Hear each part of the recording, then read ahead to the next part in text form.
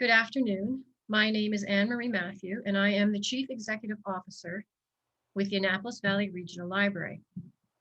It is my pleasure to present the AVRL annual report for the period of April 1st, 2020 through March 31st, 2021.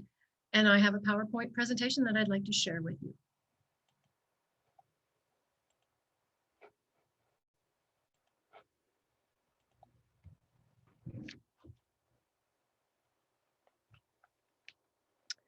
The Annapolis Valley Regional Library builds strong communities through the sharing of places for connections and collections. Our vision is to provide innovative services that contribute to the quality of life, affirm our sense of community, and enhance our spirit of discovery and lifelong learning. Much has happened during this year, COVID-19 being the most impactful.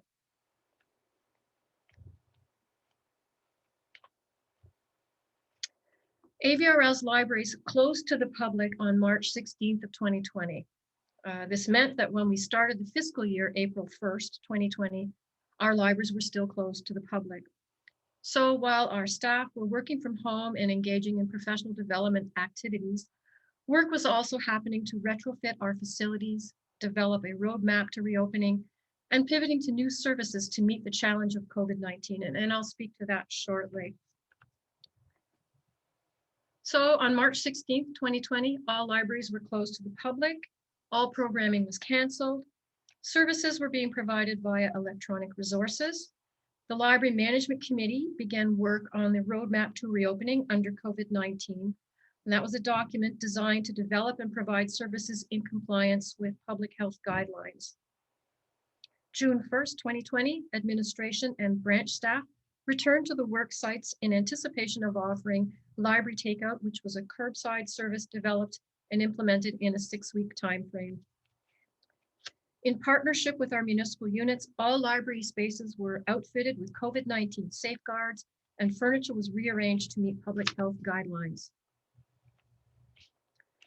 On June 8th, 2020, library takeout was made available and AVRL resumed circulation of physical items.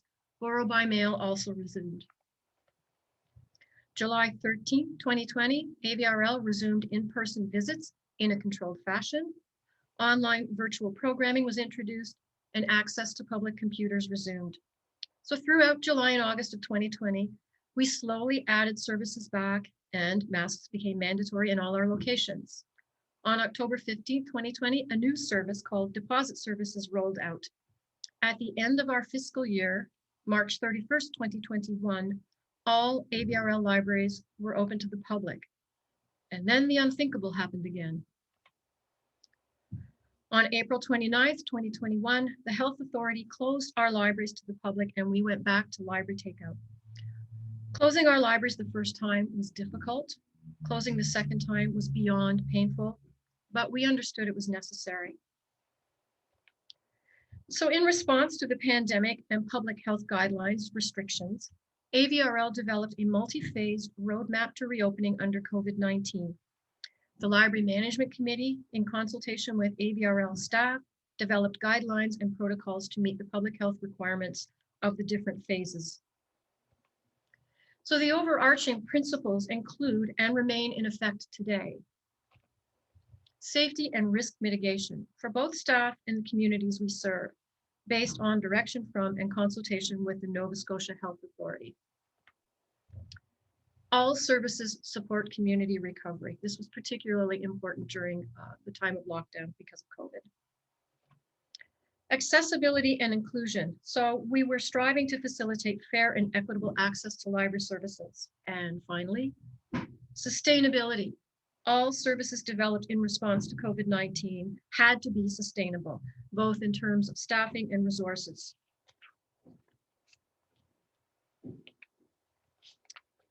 So how did we do that year?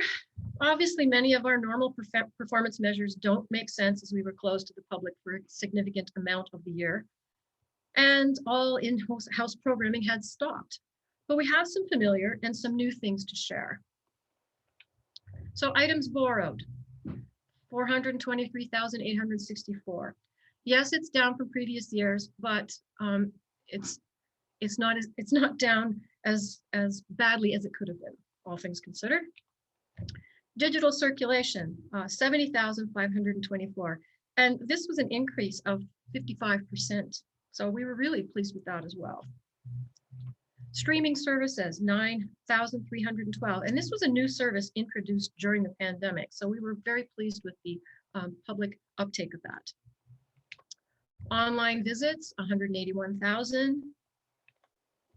We had 23,347 active members. Quite a substantial following on social media, and this includes Facebook, Instagram, Twitter, and a relatively new service, YouTube views, 3,600. So this was how we delivered our programming online. So we were very pleased with that as well. So this reporting period has some really key features which I'd like to focus on, starting with partnerships, AVRL's partnerships. So the Annapolis Innovation Lab printed 3D ear savers and face shields for small businesses and not-for-profit groups throughout the summer of 2020. Several thousand pieces were produced. The Clean Annapolis River Project has been working on powering innovation in the Annapolis Valley, and we were pleased to be a partner in this initiative. Our partnership included the installation of the Academy's solar photovoltaic system on the building housing the Annapolis Royal Branch Library. And CARP is using the library's internet connection to capture data from the system and to make it available to the general public for review. AVRL is also partnering on the distribution of their renewable energy kits. The Government of Nova Scotia. So on behalf of the Government of Nova Scotia, AVRL Libraries distributed over 24,000 reusable cloth masks from the government stockpile. The service was extremely popular with the Valley residents, and this demonstrated our commitment to supporting community recovery. Active Kids, Healthy Kids, CCH's Accessibility, Mud Creek Rotary, Nova Scotia Sport Fund, and County of Kings, and recreation departments in Kings County partnered with AVRL in Get On It Beach Trail Parks to provide adaptive equipment for people to enjoy some of these wonderful amenities in the valley. Windsor West Hants, Municipality of Windsor West Hants Healthy Living Fund provided a grant of $750 to purchase Nordic walking poles, which are available for borrowing from the Windsor Public Library. Now I'd like to talk about some of the grants that we received. We applied for many and were successful in receiving numerous grants. So the Library Development Fund programming in the time of COVID-19, $2,200.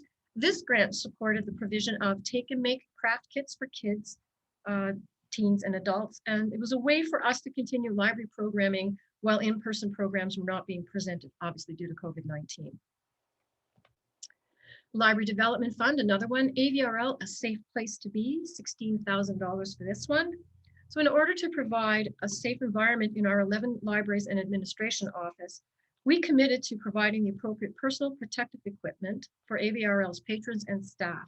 So this grant helped ensure that AVRL has the safest method to deliver hand sanitizer and an appropriate amount of hand sanitizer to satisfy current demands for the next 24 months. Library Development Fund, AVRL's portal. This was a $31,000 grant, and it was for the acquisition of smartboard technology for 8 AVRL branches. Annapolis, Royal, Kingston, and Wolfville already have such technology in place, and the purchase of equipment to facilitate online programming. So the portal is going to be used for learning. Interactive smartboards will allow students to use our internet connection to connect with their classroom virtually. Many residents of our rural region do not have sufficient internet capacity for such communication, so this is a way for us to help. Interestingly as well, this will be used with a health partnership. So this technology can be used by those participating in Nova Scotia Health Support Workshops. One-on-one technology help users, especially our senior population, need assistance with the technology that they own, and this technology will allow us to connect a user's laptop device to the large screen with an HDMI cable and various adapters. We're going to use this equipment for staff training. Staff from single locations would use their branches technology to connect with other locations or to a central location. So training can be can be delivered in this way, and it's much easier to do. And we're going to use it for expanding programming. So with the restrictions of COVID becoming a part of service delivery, more and more programming is being offered virtually. So the iPads and the associated equipment will be used by those delivering this programming. So we're very excited about this program. At Nova Scotia, COVID recovery grants, almost $16,000 for that. This grant's goal was to provide at Nova Scotia sites with technology resources that would ease the stress of service delivery in the new world of physical distancing. So we purchased iPads for public use, along with waterproof keyboards, mice, and the cabling and adapters used for the one-on-one sessions. The iPads were used in our branches to supplement public access. With physical distancing in place, the number of traditional public access terminals in our branches had to be reduced. Nova Scotia Department of Community Services, and this came through via CCH, almost $31,000 grant there. The Department of Community Services recognized the important role that public libraries play in helping community members access needed services and stay connected during these challenging times. So through a federal funding stream, the department provided a grant to AVRL to invest in technology to help us to continue to serve vulnerable communities. And so the grant is going to be used for improving internet connectivity with router upgrades, extending our Wi-Fi range with Wi-Fi access point replacement. We're going to purchase devices to enhance accessibility, for example, DAISY readers, and the purchase of accessible workstation components. Yes, there's another slide on grants. The Nova Scotia Department of Energy and Mines, $11,000 for that. Now you might be saying, what in the world is the Annapolis Valley Regional Library getting a grant from Energy and Mines? Well, this grant was to purchase 3 electric bikes, which were added to the book bike fleet at the Wolfville Libraries. AVRL, Acadia University, and the town of Wolfville formed a partnership that resulted in securing a grant from the Connect to and Low Carbon Communities initiative to purchase these e-bikes. So Connect 2 is based on a vision that all trips under 2 kilometers to key destinations in Nova Scotia communities can be made using clean modes of transportation. AVRL was thrilled to do our part to help lower greenhouse gas emissions in such a fun and healthy way. Nova Scotia Department of Justice, $12,000 grant was provided to support AVRL's Teen Zone with materials and programming for youth. The Department of Canadian Heritage Anti-Racism Action Program, a project called Moving Through, we received $40,000. And this program has been used to hire an Indigenous outreach liaison. We are going to be doing programming to increase social participation in culture and arts for our 3 First Nations communities in the Valley. We're going to use it to incorporate Indigenous ways into the development of programs, library spaces, and materials. It's also a way to build relationships between the Indigenous community and the library. We're also going to be providing anti-bias training for staff, and we're going to work to eliminate bias and stereotypes through book talking circles for the public. We're extremely proud of having received this grant. Over 1,100 applications were received for funding under this grant, and only 85 projects were funded. One of them was ours.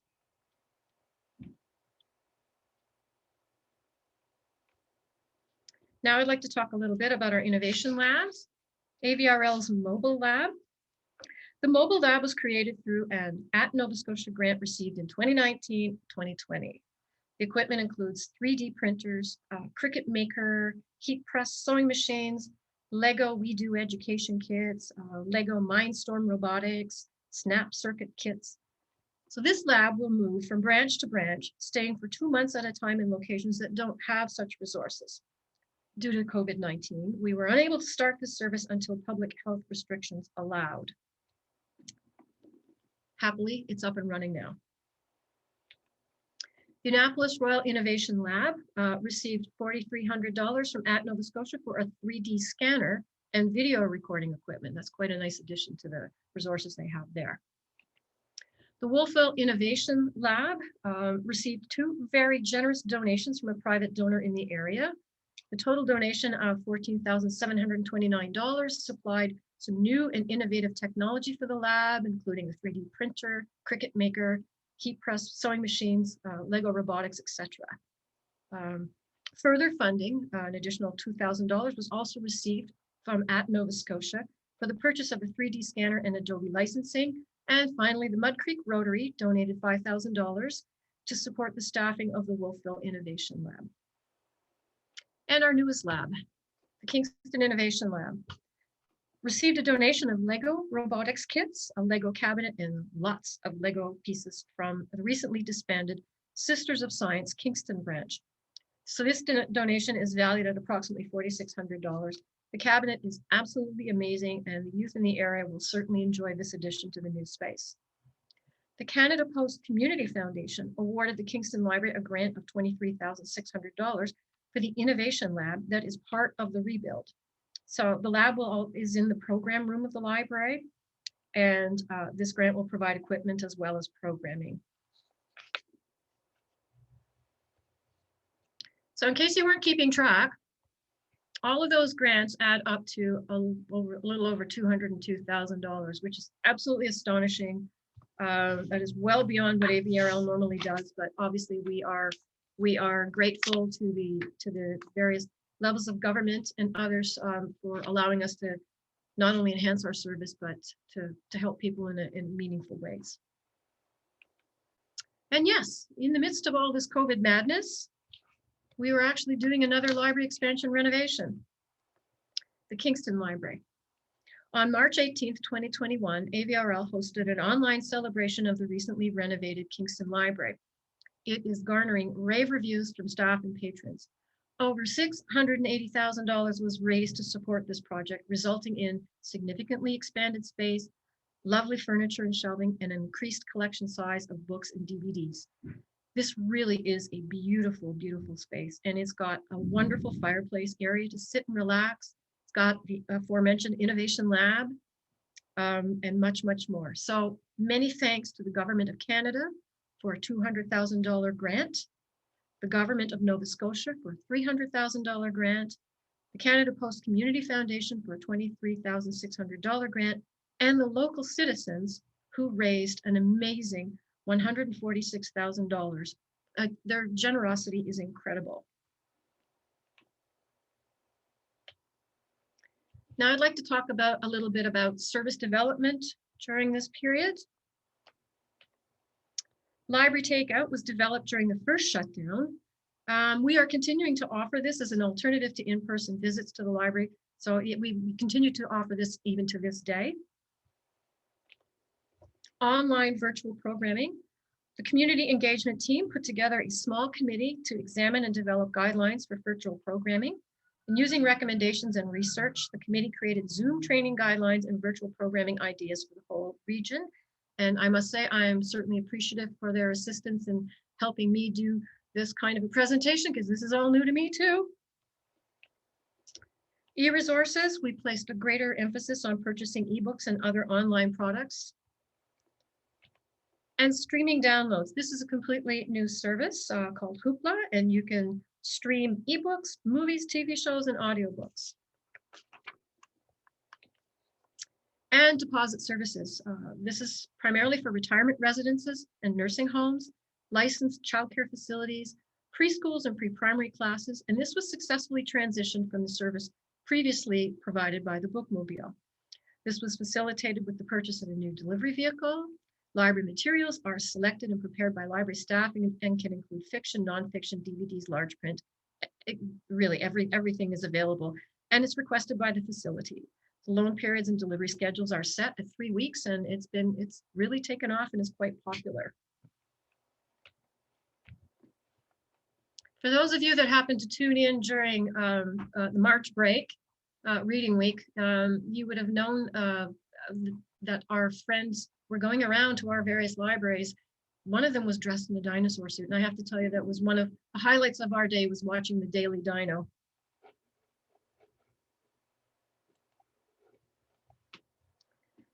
So in closing, we are truly living in extraordinary times. COVID-19 has turned the library world on its head. Our sector, like many others, has spent the last 17 months examining and re-imaging our future. Many of our core services have remained, but with different delivery mechanisms. New services were developed, new skills were acquired by staff to meet this ongoing challenge. We know that the library is an important place in the community. The new normal may make our libraries and services look a little different, but at the core, we still provide collections and connections to our resources and connections to each other. I am grateful to the dedicated, innovative library staff, AVRL's dedicated board, enthusiastic friends groups, generous donors, our supportive municipal units, and the Department of CCH. It's a pleasure to work with these stakeholders to ensure service that is evolving to meet the ever-changing needs and interests of Valley residents. Stay safe, stay Nova Scotia strong, and if there are any questions, could you please type them into the chat?